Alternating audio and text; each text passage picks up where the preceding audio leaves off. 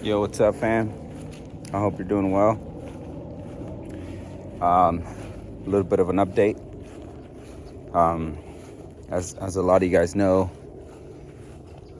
after 13 years of being married, my wife left last October while I was on a shoot in Hawaii, filming a documentary. She quit her job, pulled the kids out of school, and moved an hour away. Halloween is one of my favorite holidays because it's, think what you want of it, but to me it was more about community, right? It's the one day where it's socially acceptable to knock on your neighbor's doors and ask for candy, ask for sugar. So it's just really cool. And my kids were kind of like a staple in our street. And that year, I ran into the neighbors a lot, and they were like, "Hey, where were your kids? We missed you." Little did they know that they were gone. I spent Halloween alone in an empty home. It was one of the darkest times of my life. And I had run a marathon later in January, and I finished at 6 hours and 18 minutes. The goal was just to finish. I didn't have an official time because I didn't finish under 6 hours. And this year, I think I was very stressed and anxious. Damn, I just realized that. Because a year ago, I had experienced like the most horrible thing in life.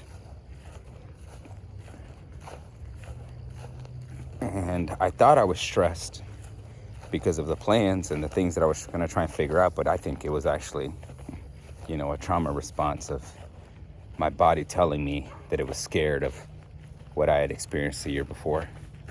Literally just dawned on me.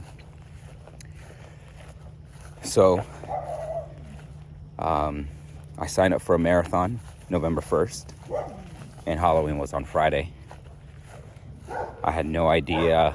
I had so many people that fell through that said they were going to help me with my kids, this, that, and the other. I ended up getting a hotel room in Austin. I ran a race there. But everything was super stressful trying to make it happen. So I had my kids for Halloween, and they got to trick or treat in their old neighborhood, which was amazing. Everyone recognized them, everyone missed them. It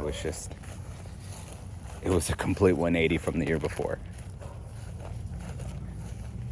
And, my bongo tie. If you don't know what a bongo tie is, it's stuff that you use on film, a film set, to tie, shit together. So my kids trick-or-treated, all this stuff like that. After we were done, I packed up the car around 9, 10, and I went to go pick up my mom and my dad.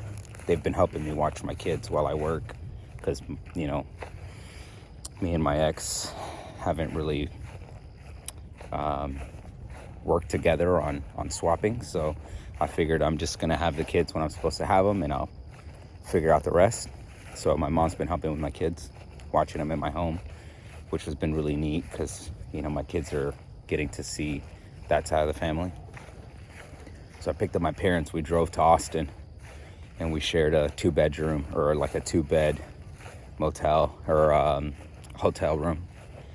And then I did a nighttime marathon. It was called,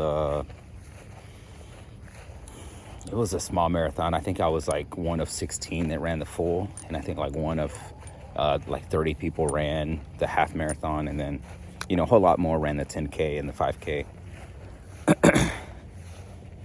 But my kids and my parents got to see me cross the finish line in Austin on my second marathon. And Austin has a ton of hills, a whole lot more hills than Houston, which I had tried to train for.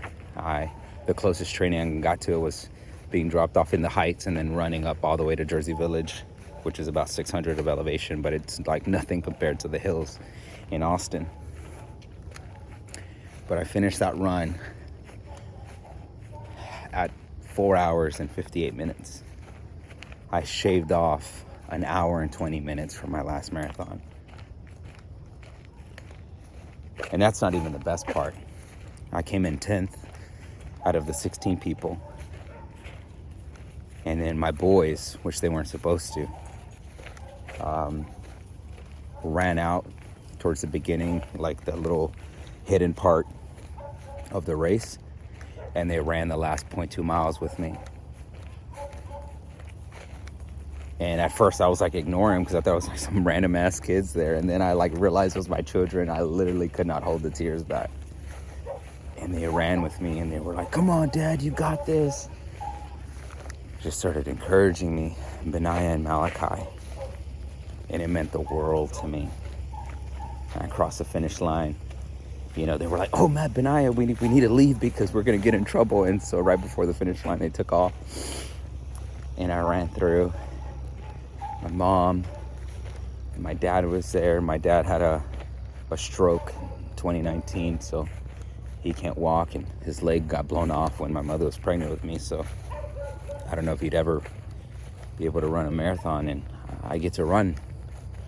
You know, I get to run for my father, for my children, for my family, for my legacy.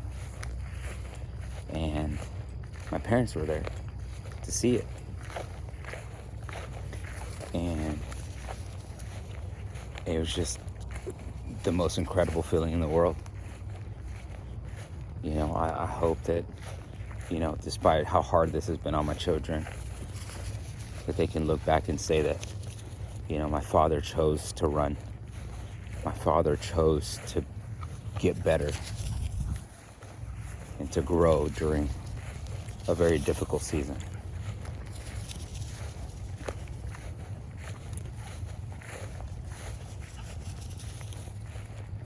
And I know I say this all the time, but literally run has taught me that as long as I put one foot in front of the other, I'll get to where I'm going. As long as I don't give up. The only choice I have is to take extreme responsibility for everything that's going on in my life and begin to move forward. Regardless of where you're at, this might be some of the darkest seasons in your life. Just know that, you know, the night is darkest before the dawn.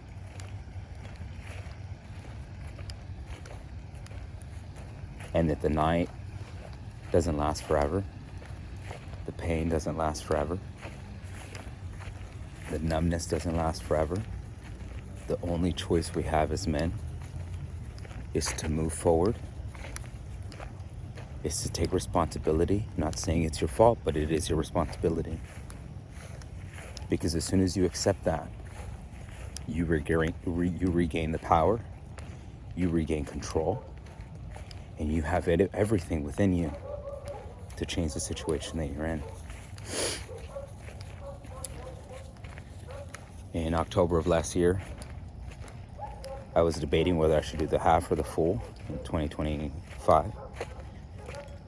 And the documentary I was filming was Billy Monger.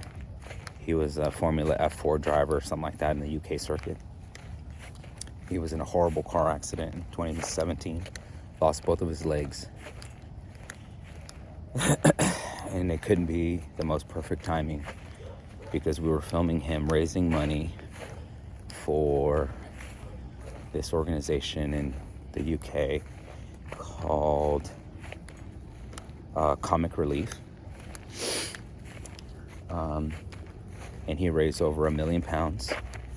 And this man with no legs did an Ironman.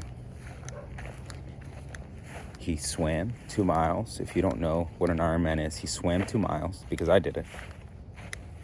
He biked 100 miles and he ran a full marathon with no fucking legs. So you tell me what the fuck is not possible in your life. You tell me. And from that point on, I realized how much of a little bitch I was, whether I was debating whether I should do a half or a fool. And I fucking have my legs. I fucking have my legs. And it showed me that the limits we place on our lives are just, that's what they are. They're in between our ears. They're in our fucking head. Okay? Yes. Grieve. Yes. Suffer. Lean into it. Okay? But there has to come a point where you have to stop being a bitch and move forward. No one is coming to save you. It's my screensaver. No one is coming to save you. I listened to David Goggins. I finished the second book on that marathon. And he talks about this theory when your mind begins to tell you to stop, and it's scared and it tells you you shouldn't do this anymore.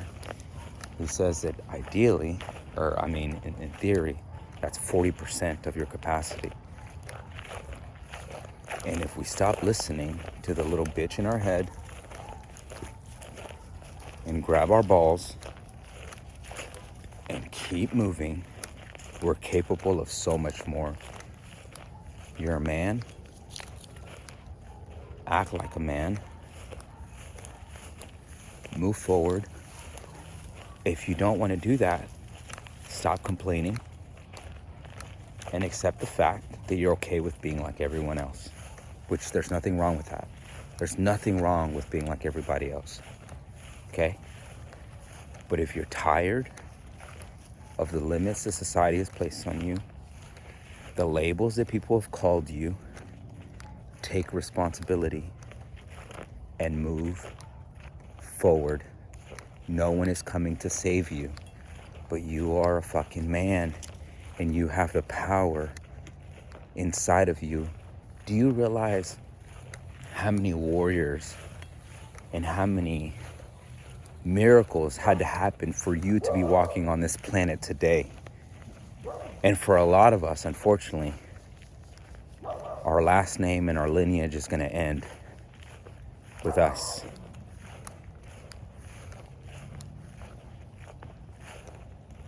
What story do you want to tell? What picture do you want to paint? What kind of people do you want to inspire?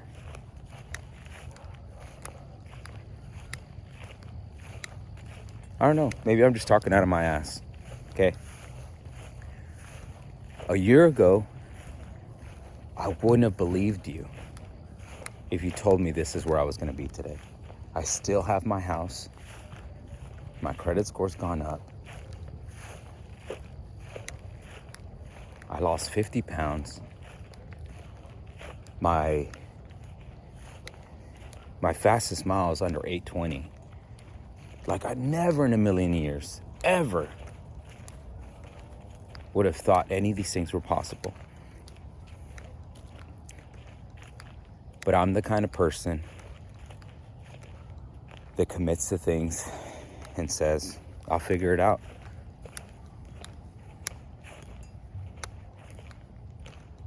What kind of things in your life are important enough for you to say, this is what I'm doing, or I'm gonna die trying? Fuck everything else. The women, the notoriety. A lot of people told me they were proud of me. A lot of people signed up for marathons with me. A lot of people said, oh, I want to run with you. Oh, I want to do this. I want to do that. Do you know how many people ran with me? Do you know how many of those 3 or 4 people said they wanted to run a marathon with me, signed up and did it?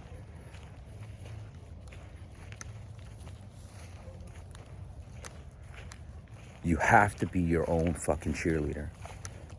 99% of the miles I run alone. And I say, and I put it out there, hey, I'm gonna run 22 miles this week, or I'm gonna run 18, or I'm gonna run when I'm ramping up. Do you know how many people fucking show up? Guess. How many people show up? None of them, bro. None of them. Nobody's gonna fucking show up until you're at the fucking finish line. You have to show up for your fucking self. And I'm high right now, like I'm winning, okay? But I'm learning with David Goggins' book, with Navy SEALs, your head has to be on a swivel because at any moment, things can go south. Thursday, the day before Halloween, we had a 48-hour film competition that we had entered a long time ago. And we won.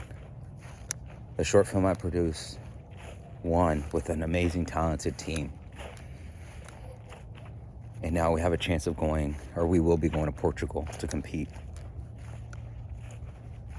Everyone sees the sub 5-hour run, the marathon, the accolades, everything.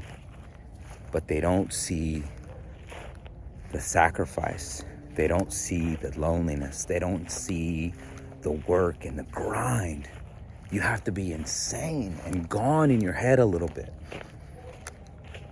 to be a visionary. And I'm not even done. I'm not even started yet.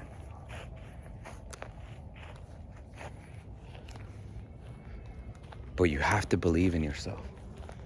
If you don't believe in yourself, fake it until you convince your mind that you are going to do this. You are going to achieve these things. No one's going to give them to you. No one's going to hand it to you. And that's what it's taught me is no one's going to hand me an Emmy-nominated project. I have to fucking create it. I have to produce it myself. I have to create the vision. What in your life do you want? What in your life is worth fighting for? Because if you don't have something in your life that's worth fighting for, pretty soon it's going to belong to someone else. My home, my children, my country.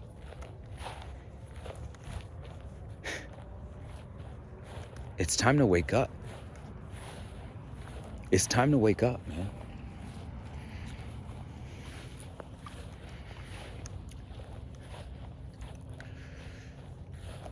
We're in the Matrix. They don't want you to win.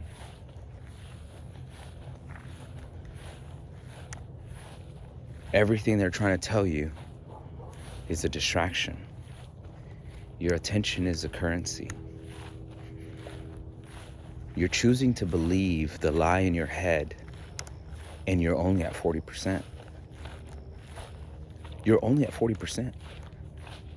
You're capable of 60% more of what you're telling yourself when you're exhausted.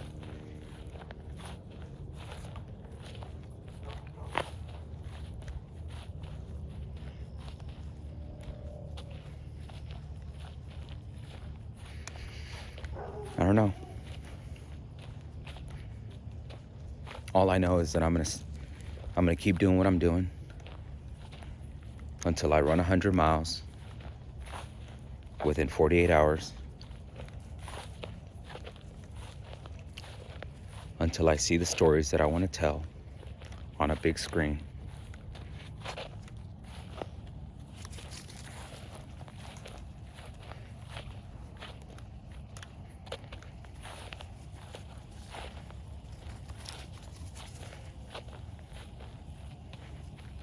What are you going to shoot for?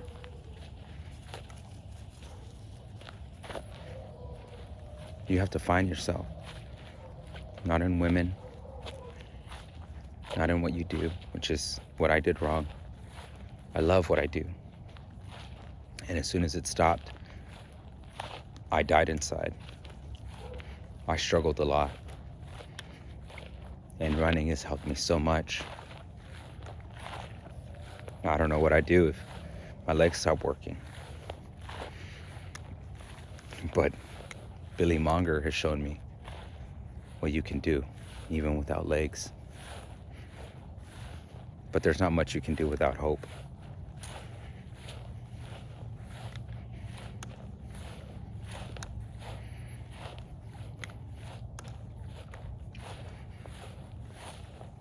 I love you.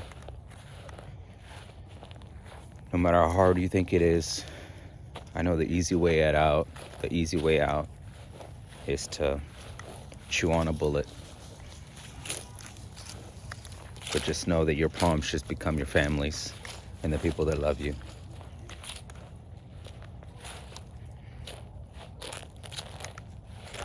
I know you're exhausted.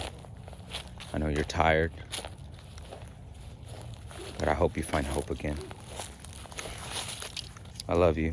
Take care of yourself.